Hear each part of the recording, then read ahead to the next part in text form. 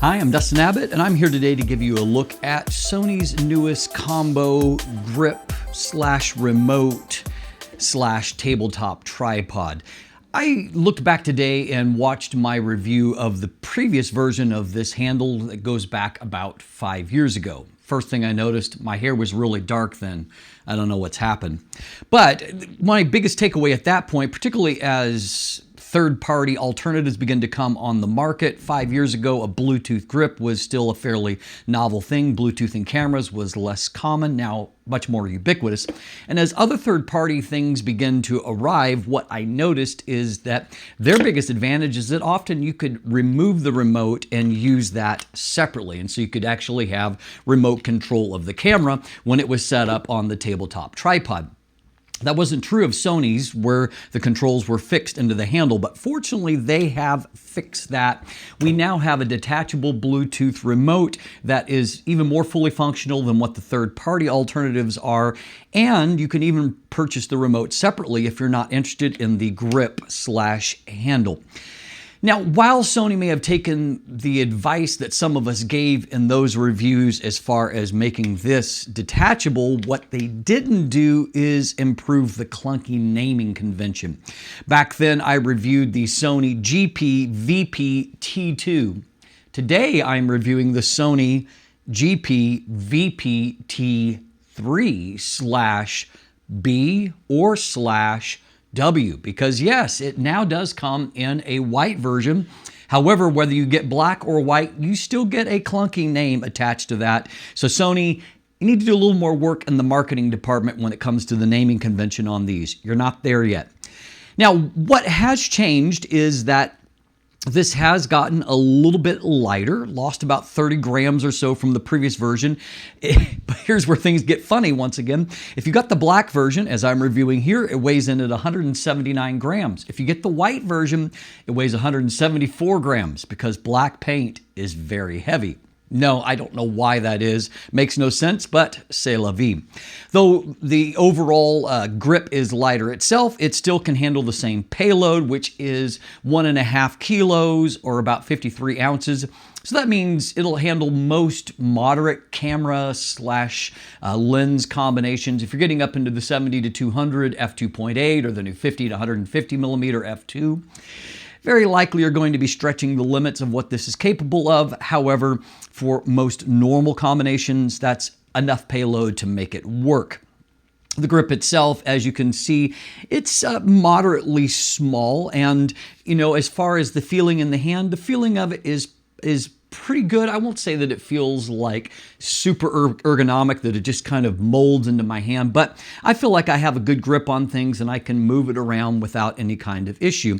And then obviously you do have the flexibility when you put it into the tabletop tripod mode, where you have the ability, there's a little tension knob here, and so you can either go very easily up and down like that, or if you put the tension back in, it's more like it's clicks if you want more precise control. And there are 18 different positions, up and down, 180 degrees of rotation. You also can click this knob and you can rotate it 360 degrees in that axis. And so that means obviously it's going to be easy to flip it around if you're wanting using it for selfie mode.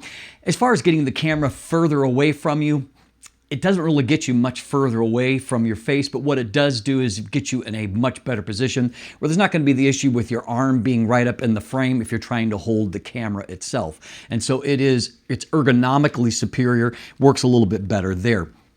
So obviously the key addition here though is the ability for this remote control to be taken off and actually become remote control as opposed to fixed controls. This will work up to 10 meters, which is, long enough to be useful at that point.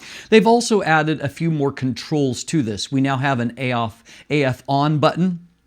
And in addition to having the C1 button, and in both cases, whatever you have programmed AF on and C1, it will correspond to what shows up here, follow those same functions, and so that can be extremely useful. And if you know you're going to be using this, you can obviously set up what functions are going to be most useful to you and assign them to those positions. You have a shutter release button, you have a video record button, and then in addition to that, you have a rocker panel that will allow you to access the function, whether it's a zoom function or even now a focus function that you can do. Now, when it comes to zooming, you do have options within Sony cameras. Now, if you have a power zoom lens attached, obviously you've got full control over that and its actual zoom capabilities. But even if you're using a prime lens or a non-power zoom lens like this, you have two options that still remain. One of those is to use what Sony calls their clear image zoom. The clear image zoom, it's basically just using some of the additional sensor space that is not being used. And so you're actually you're not cropping into the actual and losing pixels as a part of it. So it's only a 1.5 times zoom, but it's enough to make a bit of a difference, as you can see here, and you're not losing any quality. Now, if you're willing to compromise on the quality, you can use their digital zoom, which is actually just cropping into the image itself.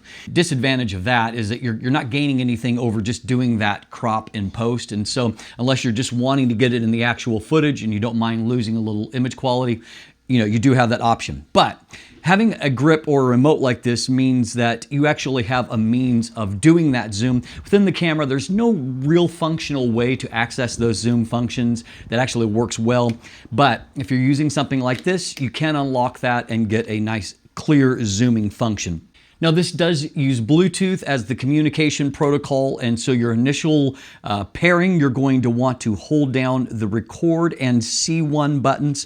As you hold those down and you have in the correct settings in your menu, it will pop up as an option for connecting and pairing. And after that, it'll automatically pair whenever the camera is turned on, and so you won't have an issue in regards to that. So just like here, I'm able to quickly access it and get a hold of the functionality of the camera just like that. Now, you can control a wide variety of Sony products as long as they're Bluetooth enabled, including Sony Xperia cameras, so that's useful there.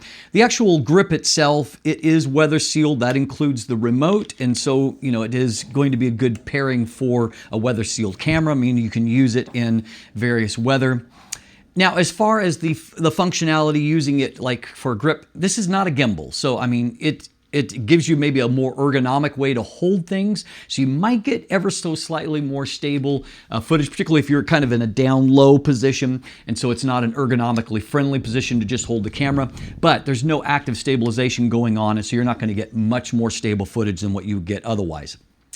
As far as my positives, I certainly love being able to control it remotely. I love, again, the fact that there is a little bit more control that is given me here, including access to a couple of custom buttons, which can free up more options there.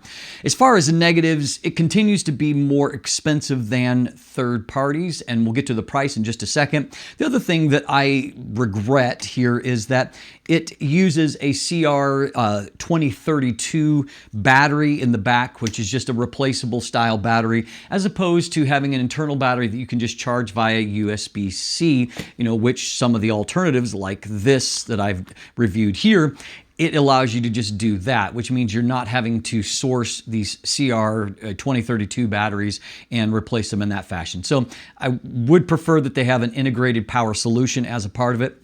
Now, coming to that price, the price has gone up $20. Now, in that kind of the vacuum of just Sony products, that's a pretty decent value, considering that we're living in a day when a lot of prices have gone up. To get the remote control functionality for an additional $20, seems like a solid value.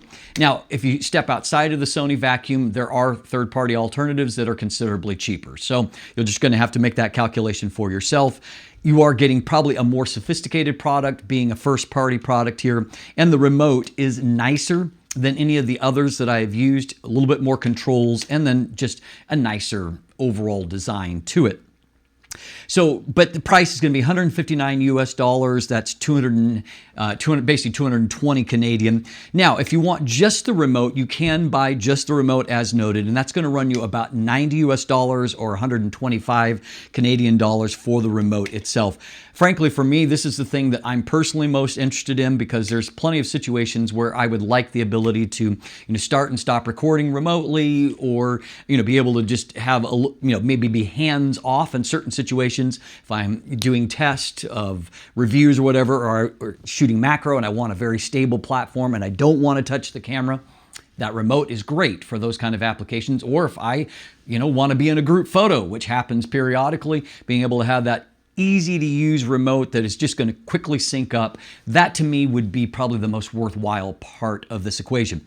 I know that there are people out here that love these things, however, and so if you love the previous version, name and all, well, the new version is going to be even better. I mean, who wouldn't want to own a GP-VPT3/B or W? I know I would. I'm Dustin Abbott. If you want more information, you can check out the description down below. I will link to the product. There are buying links there as well. As always, thanks for watching. Have a great day and let the light in.